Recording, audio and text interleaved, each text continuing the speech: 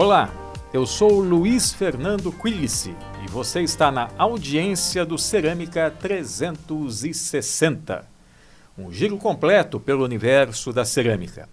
Entrevistas, análises, comentários, tudo sobre a cerâmica no Brasil e no mundo. Cerâmica 360, um produto editorial do Grupo JC. E no programa de hoje, eu converso com Ana Paula Margarido.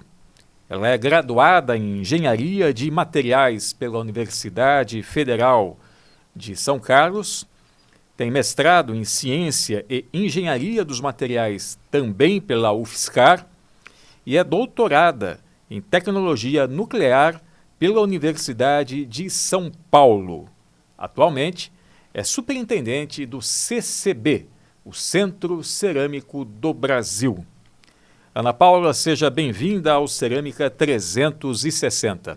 Obrigada, Quilici. É muito bom estar aqui com vocês. Agradeço o convite, do Jornal da Cidade, o seu convite em especial. E é sempre um prazer vir falar um pouquinho sobre o setor cerâmico. Mais uma vez, obrigado pela presença, Ana Paula.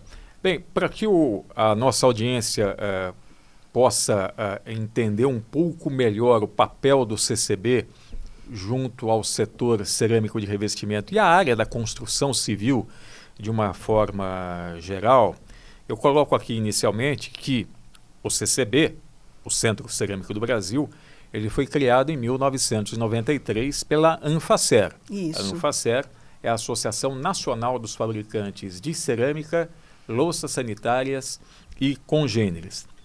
É uma entidade de direito privado, sem fins lucrativos, portanto é uma entidade que integra o chamado terceiro setor. E tem como objetivo desenvolver, implantar normas técnicas e certificar a qualidade dos produtos cerâmicos e dos sistemas de gestão ISO 9001 e gestão ambiental ISO 14001. Paula, ou Ana Paula, eu gostaria que nesse primeiro instante, nesse primeiro bate-papo nosso dentro do Cerâmica 360, eu gostaria que você contasse para a nossa audiência um pouco da história do CCB ao longo dessa trajetória que já completa 32 anos de atividades. Eu sempre brinco, eu sempre falo que a minha história de vida está muito atrelada à história do CCB, Então, são muitos anos aí em parceria, trabalhando em prol do setor cerâmico, mas tudo começou, como você disse, em 1993, quando a Anfacer sentiu a necessidade de ter normas técnicas para o setor de placas cerâmicas, que não existia nessa época, Então, eles criaram uma entidade técnica, que deram o nome de Centro Cerâmico do Brasil, para fazer esse trabalho, desenvolvimento das normas técnicas e, num próximo passo, a certificação da qualidade. Então, para você ter uma ideia, quando a gente foi criado, ainda não existiam nem as normas internacionais ISO, tá? As normas internacionais, elas foram publicadas em 1995, a 10.545 e a 13.006 em 1998. Coisa de praticamente 25, 30 anos 30 atrás anos apenas. Atrás. Isso. E aí, o que acontecia, naquele momento? A gente, na época, eu não estava no CCB ainda, tinha um grupo de pessoas formado por pessoas bem competentes, o seu Edgar Mas, tinha o Sérgio Rizola, a Cristina Sernagiotto, e nesse momento eles começaram a desenvolver. E as normas brasileiras, elas foram baseadas numa norma ISO-DIS, que é um projeto de norma, tá? E elas foram publicadas antes da ISO, foi em 1997. Por que tudo isso? Essa aceleração foi exatamente para começar o processo de certificação da qualidade dos produtos, que naquela época era muito importante para o setor, Então, o CCB foi criado em 93, auxiliou toda essa criação de normas e as primeiras certificações ocorreram em 1996, tá? Mesmo sem norma publicada ainda. Mas estava baseada no projeto de normas. Daí em diante, eu entrei no CCB, então eu posso falar um pouco mais sobre a minha estada, em 1998. Tá? Foi quando o Dr. Pascoal, né, o José Otávio Armando Pascoal, assumiu a presidência do CCB. E nesse momento, eu estava iniciando um doutorado na área de revestimentos cerâmicos também, com ele na USP, e ele me convidou para ajudá-lo. Né, que ele falou, estou assumindo, preciso de ajuda, de braço. Então, eu ajudei, eu fazia o doutorado e, nas horas vagas, né, eu ajudava ele a criar o CCB. Num primeiro instante, assim, o CCB, então, começou com a certificação de produto, depois foi para a certificação de sistema de gestão, né, ISO 9001 e 14001, como você disse, e as coisas estavam crescendo. Em 1998, a gente começou a abrir para outros segmentos participarem de certificação de produto. Então, a gente abriu para a parte de cerâmica vermelha, né, telhas e blocos cerâmicos, e não parou mais. Tá? Em 2000, no ano de 2000, houve um convite do Sincer, né, da Aspacer, para que a gente viesse assumir um laboratório de ensaios aqui de Santa Gertrudes. Só um parênteses para a nossa audiência, Sincer é o sindicato patronal da indústria cerâmica de revestimento, mobiliário, também da construção, que tem a sua base territorial em Santa Gertrudes, mais os municípios de Rio Claro e Corderópolis, todos municípios do polo cerâmico de Santa Gertrudes, no interior de São Paulo. Isso, então. Aí era um desafio, né? A gente até então só trabalhava com certificação, a gente não trabalhava com laboratório, mas a gente aceitou aí o desafio. E aí veio, né? Aí que eu vim, né? O Pascoal me convidou, falou, você vai lá assumir o laboratório e você tem aí um propósito, que é transformar aquele laboratório referência nacional, internacional e crescer, né? E que a gente possa crescer na área de pesquisa e desenvolvimento também. Até esse momento, as atividades do CCB estavam sediadas em São Paulo, São Paulo capital. Isso, em São Paulo. Aí eu vim, né? A primeira pessoa a vir de São Paulo fui eu, que me mudei, né? Me tornei uma cidadã rio-clarense e passei a trabalhar em Santa Gertrudes. E cheguei, né, a gente não tinha uma sede própria, alugada, a gente era um galpão, não tinha ar-condicionado, não tinha nada, né? Então, quando eu entrei, assim, eu vi aquela situação, eu falei, meu Deus, né? Onde eu vim parar? Olha só o desafio. Mas, graças a Deus, né, assim, o trabalho de doutorado com o Pascoal me ensinou muito a fazer projetos de pesquisa. Então, eu comecei a fazer vários projetos de pesquisa para órgãos de fomento. E, de cara, assim, no ano que a gente assumiu, a gente tinha acabado de ganhar um Concitec da FAPESP. Um primeiro projeto, um consórcio setorial para o segmento de placas cerâmicas. E isso injetou dinheiro dentro do CCB. Injetou, não, né? Quer dizer, a gente conseguiu, com esse projeto, comprar uma série de equipamentos novos, né? E fazer a extensão, né, de acreditação junto ao Inmetro e montar um laboratório, que a gente fez uma inauguração bem bacana em 2002, acho que você estava presente, veio na época o ministro da Ciência e Tecnologia, até o Michel Temer esteve presente. Então, né? Presidente da Câmara Federal naquela oportunidade. Isso, então. Aí foi muito bacana, com a inauguração, a gente começou os trabalhos fortemente aqui em Santa Gertrudes e começamos a trazer novas pessoas, né, integrar o grupo. Quando eu entrei, o CCB tinha 6 pessoas. Hoje, nós estamos com 70 pessoas. Uau! Tá? Hoje, assim, em todo o andar, a gente conseguiu mais projetos de pesquisa, a gente abriu o escopo para atuar em outros segmentos, para complementar a receita, né? E tanto que, assim, no início do CCB, a gente tinha associação, né? Porque, por ser uma empresa privada sem fins lucrativos, a gente formou uma associação. A associação, no primeiro momento, ela representava 100% da nossa receita. Hoje, a associação não representa nem 1% da nossa receita. Hoje, a receita do CCB ela é toda em serviços, né? Então, assim, hoje a gente atende, depois a gente vai voltar nesse assunto, mas atende vários segmentos, uma equipe grande, uma equipe com vários doutores, mestres, graduados, técnicos. A gente também se considera um formador de mão de obra para o setor. Tá? E eu acho que assim, nada acontece por acaso, né? A gente tinha que vir para Santa Gertrudes. E quando a gente chegou aqui, Quilice, era muito interessante, né? O setor estava começando a investir nos parques fabris que nós temos hoje, né? De altíssima tecnologia e produtividade e tal. E a gente via assim, que ainda o índice de conformidade era baixo. E hoje, né, assim, eu falo assim com muito gosto, nós temos 96% da produção do Brasil certificada voluntariamente pelo Inmetro. CCB, né, não é pelo Inmetro, pelo CCB, que é um OCP, né, um organismo acreditado pelo Inmetro. Acreditado pelo Inmetro. Exatamente. Tá? Então, essa é um pouco da história do CCB.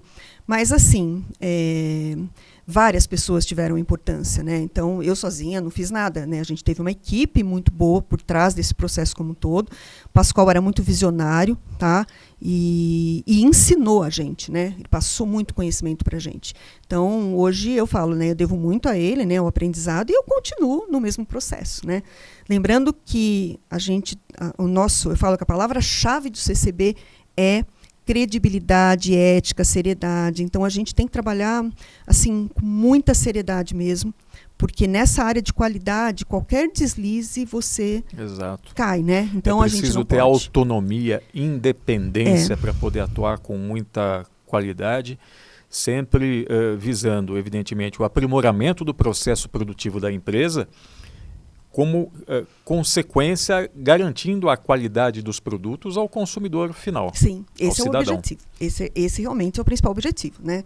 E as empresas, elas, principalmente aqui, porque as empresas do Sul, quando a gente entrou lá em 1993, todas entraram na certificação tranquilo. Mas a turma daqui de Santa Gertrudes entrou basicamente quando a gente veio com o laboratório, tá? Então, assim, eles entraram depois, mas todas as empresas compraram a briga da qualidade, tá? O desafio da qualidade, e hoje estão aí, né? Hoje eu até brinco, eu falo que norma hoje é o mínimo do mínimo, e muitas empresas estão muito além do que pede a norma, né? E como você disse, isso feito lá atrás de forma voluntária por parte das indústrias cerâmicas, né? Sim. E isso, como você nos contou, aconteceu muito em função da decisão voluntária das empresas em ter aprimorado o seu processo industrial. Você também contou aqui que quando chegou ao Polo Cerâmico de Santa Gertrudes, o CCB chegou ao Polo Cerâmico, vocês estavam localizados num barracão, não é?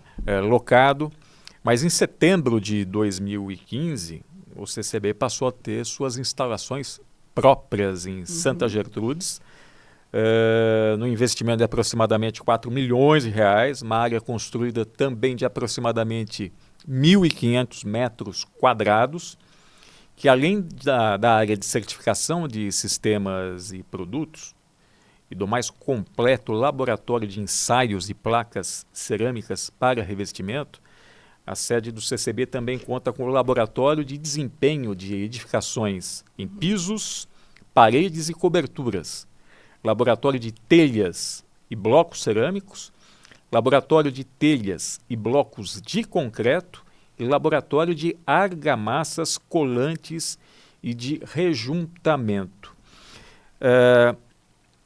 Dentro do que você colocou e a expertise do CCB nessa área da tecnologia, eu gostaria que você, Paula, de uma maneira muito rápida, pudesse fazer uma avaliação de como você observa a evolução da produção cerâmica brasileira de revestimento ao longo das últimas 2 décadas. E quais são os desafios dessa indústria para os próximos anos? Ok. Bom, só para complementar, né, a gente também estamos, além dos laboratórios, a gente também está trabalhando com telha de fibrocimento, laje pré-fabricada, tá? E acabamos de terminar, né, a acreditação do Inmetro, a gente só está aguardando agora o Inmetro publicar, dos novos laboratórios, tá? Louças sanitárias, vinílicos e avaliação, né, medição de particulados atmosféricos. Então, são 3 novas grandes áreas aí que nós vamos iniciar os trabalhos. Com relação à produção, até eu já estava prevendo, né, que você ia falar alguma coisa desse tipo. Eu fiz uma pesquisa, não é fácil achar pesquisa de produção, viu? Tive um pouco de dificuldade do passado. Embora a gente tenha o BI da Anfacer, ele não tem os dados os dados do passado não foram adicionados. Mas eu fui atrás e consegui várias informações, porque são muitos anos, né, trabalhando. Sim. Então, eu achei muito legal. Em 1991, nós tínhamos uma produção brasileira de 166 milhões de metros quadrados. Ano, tá? Quer dizer, no ano. No ano. No ano de 2000, vamos lá, 1995, passamos para 295 milhões, tá? Quase duplicamos aí a produção. 2000, olha só, fomos para 452,7 milhões. 2005, 568 milhões. 2010, 753,5 milhões, ou seja, a coisa foi indo. 2015, 899 milhões. 2020, nós tivemos uma ligeira quedazinha, bem pequenininha, porque já teve a pandemia, Sim. que foi 839,50 milhões, tá? E 2021 foi o nosso ápice, que veio pós-pandemia, que todo mundo começou a reformar as casas, né? Necessidade de mudar, as pessoas começaram a olhar os seus ambientes e viram que precisavam de reformar a casa. Nós chegamos a uma produção, olha que bacana, de 1 bilhão 48 milhões. Ou seja, desse primeiro número que você citou, de 166 milhões de metros quadrados, o ano foi? 1991. 1991. Então, nós saímos de 166 milhões em 1991 para 1 bilhão em 2021. É isso aí. Tá? Agora, o que aconteceu? 2022 ainda pegou, né, essa questão ainda continuaram a produção ainda elevada, 926, né? E 2023, 2024, nós estamos tendo, em função aí da crise, né, econômica, a gente está tendo uma queda aí na produção, que já era esperado em função, né, das condições do país, não tão, né, a gente espera que isso seja revertido agora em 2025, né, se saírem os novos projetos aí do governo. Mas, assim, a produção do Brasil, ela é assim, eu diria que nesses 20 anos, como você disse, ela é fantástica, né? A gente está aí como o terceiro maior produtor mundial, perdendo somente para a China e para a Índia, não dá para comparar com eles, né? Sim. E estamos acima de fabricantes que eram considerados, né, que foram considerados no passado, como Itália, Espanha e outros países na Europa, que eram os grandes fabricantes. Então, hoje a gente está muito acima deles, tá? E, como eu te disse, né, o programa de qualidade, né, vamos unir com a palavra, né, com o nosso trabalho em relação à qualidade. Em 2010, o nosso índice de conformidade, 10 anos, né, mais ou menos 15 anos atrás, 15 anos. era de 61,4%. Nosso índice de conformidade do PSQ. Tá? Que é o Programa Setorial da Qualidade, né, que a gente trabalha tanto com o PSQ quanto com certificação em metro. E o que aconteceu? Tá? Nesse período, hoje, nós estamos com um índice de 96% de empresas conformes, né, empresas com produção conforme. Então, isso, gente, é um baita de um passo gigante. Tá? Lembrando que a gente sabe que teve toda a sofisticação da produção, etc., mas o Brasil ele tem uma característica interessante, inclusive, né? Diferente dos outros países, que acho que vocês já comentaram isso em outros programas, mas a gente tem aí 65% da produção feita por moagem via seca. Chamada via seca. Que é um processo eminentemente brasileiro. Em que pese alguns estejam tentando Sim. Não copiar, mas reproduzir, né, desenvolver esse processo em outros países.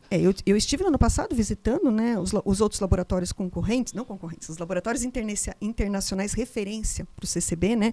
Então, eu estive na Itália, estive na Espanha, estive em Portugal, a gente teve em vários laboratórios. E na Espanha foi muito interessante, que eu perguntei para o pessoal do Instituto de Tecnologia Cerâmica qual era o maior desafio que eles estavam enfrentando. E a pessoa falou assim, categoricamente, desenvolver matérias-primas para fazer um produto via seca, por causa da crise hídrica, né, da Europa e tal.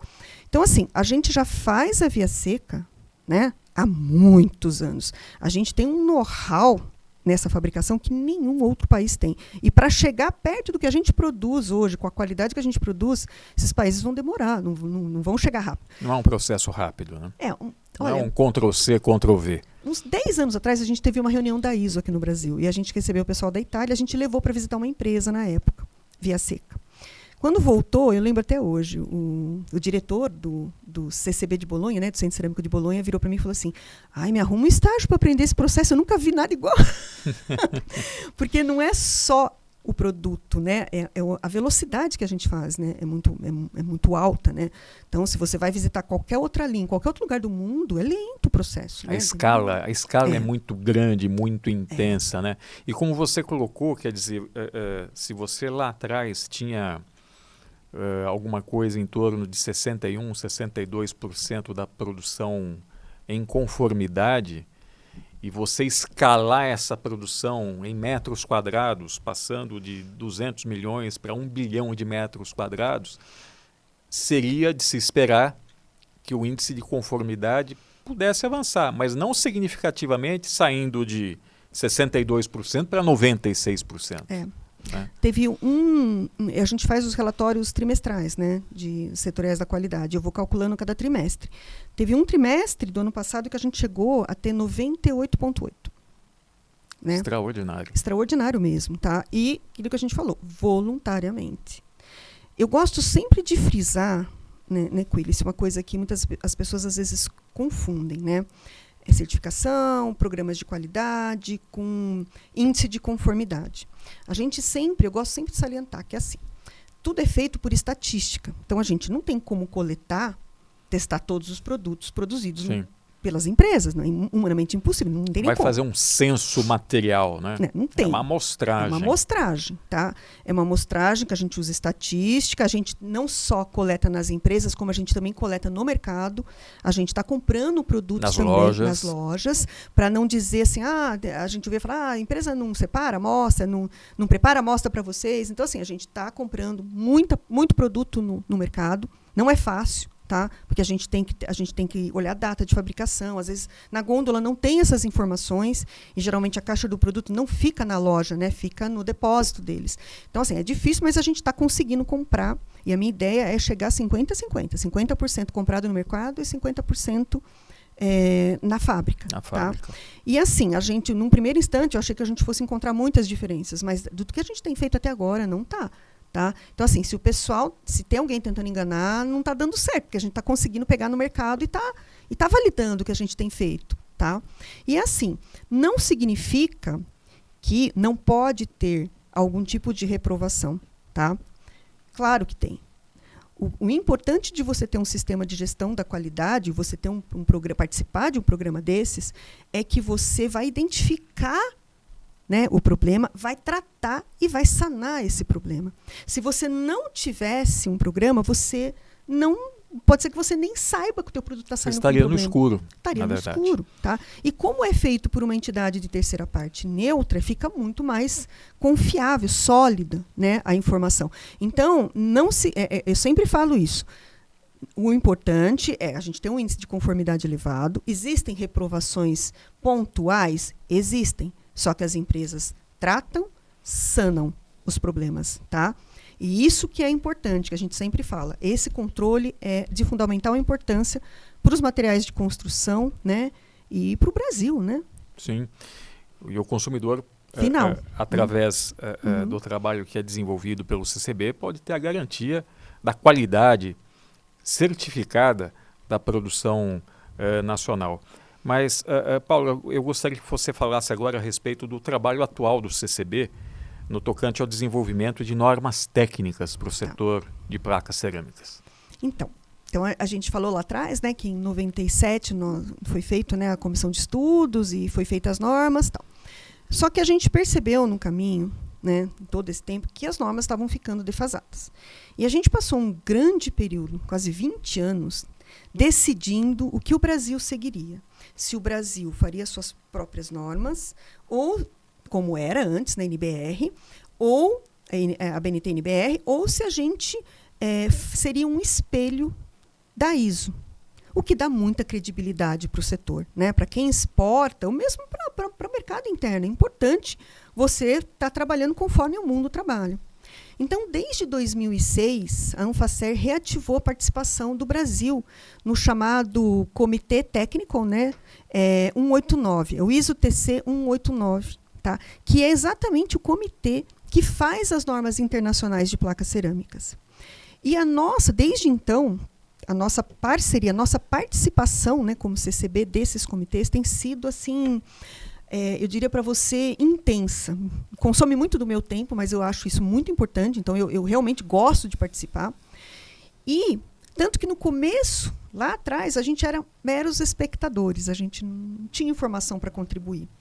Hoje, nós vamos ter em breve uma norma, né, uma norma para avaliação de resistência à mancha d'água, que é uma norma que veio do Brasil. Ótimo. Sendo publicada na ISO. Ótimo. Olha que grau nós chegamos hoje. Hoje, a gente participa de todos os interlaboratoriais que eles fazem, a gente participa dando sugestões de melhorias na norma. Não é fácil mudar a norma internacional. Então, toda vez que você vai propor alguma coisa, você tem que fazer um estudo amplo antes, para apresentar dados e convencer, porque são muitos países que participam, tá? E com diferentes interesses, né? Então, a gente precisa estar lá com muito conhecimento técnico para poder discutir. E hoje a gente é muito respeitado, tá? E assim, eu diria para você que de todos os países participantes, a gente tem uma elevadíssima participação da Itália, tá?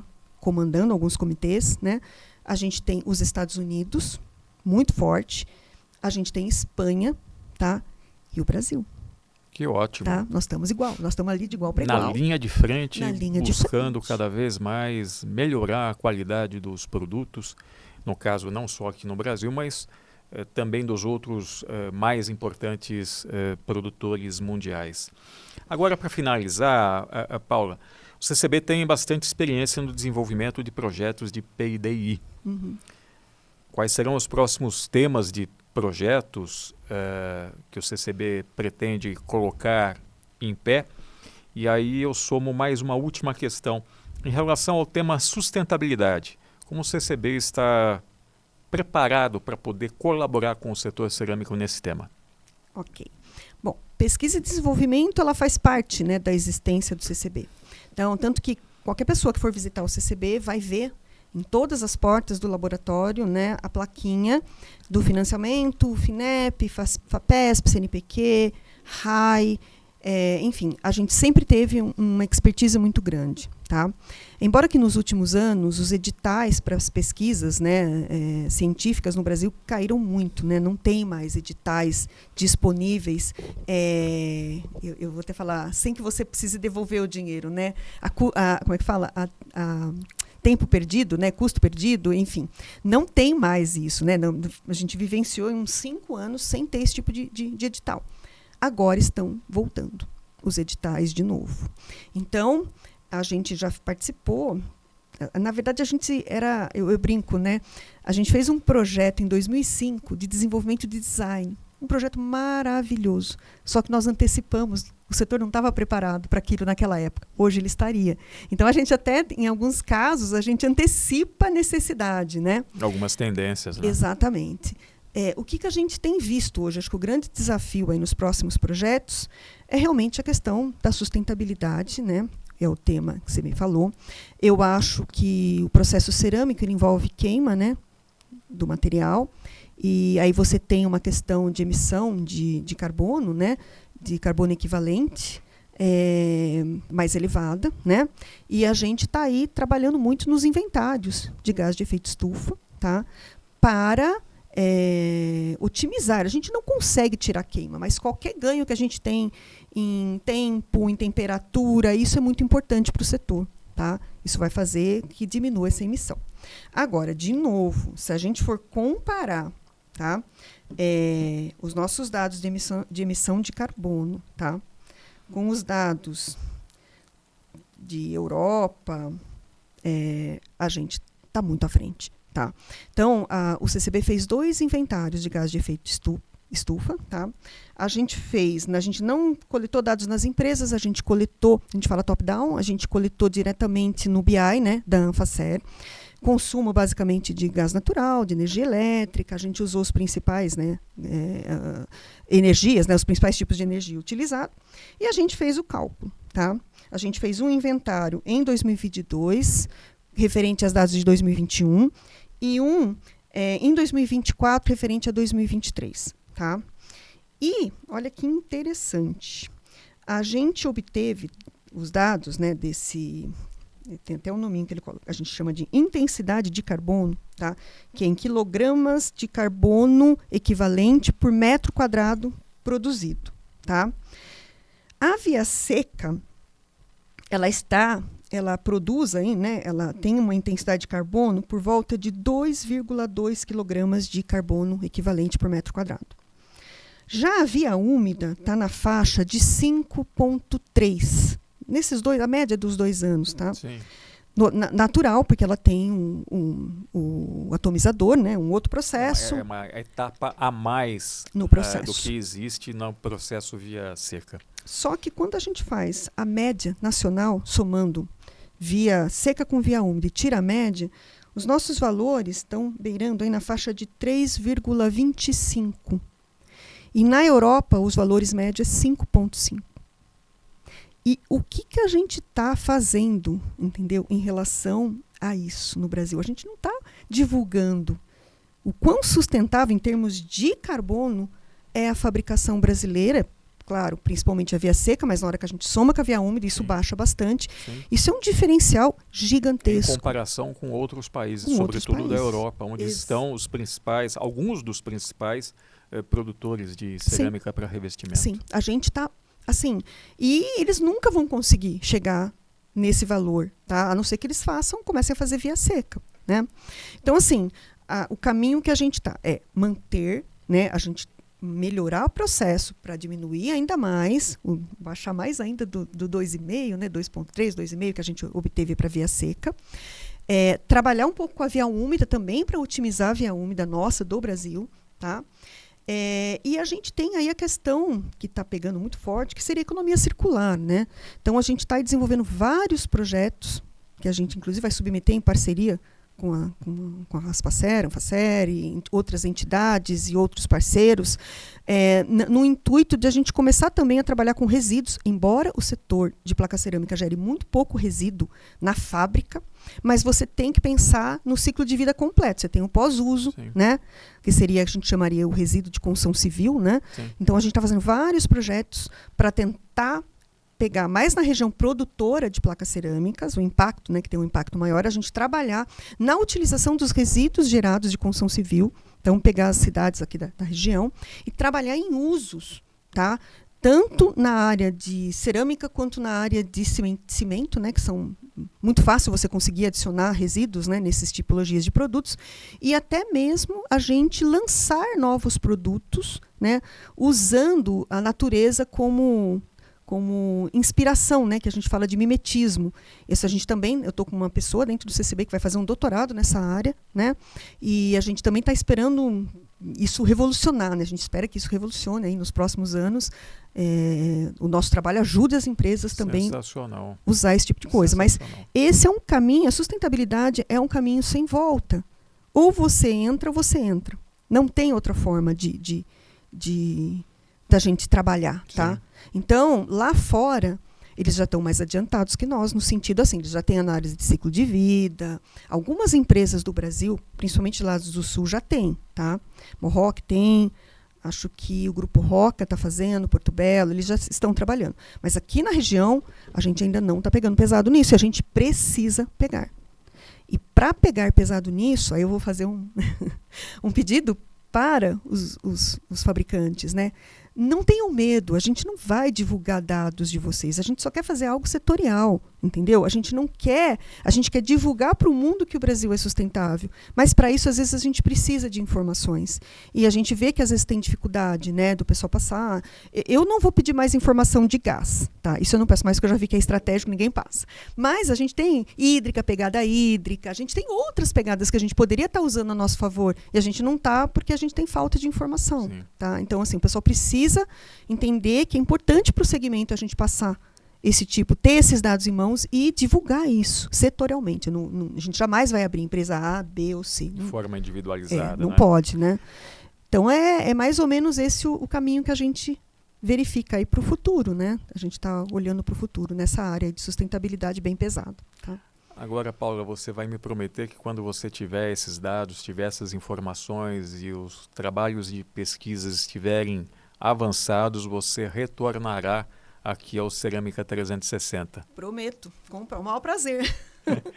Ana Paula, obrigado pela sua presença no Cerâmica 360. Obrigada, Quilice. Bem, eu conversei com Ana Paula Margarido, superintendente do Centro Cerâmico do Brasil, o CCB. Não se esqueça, acompanhe essa e outras edições do Cerâmica 360 pelas redes digitais do Grupo JC. Nos vemos no próximo programa. Até lá!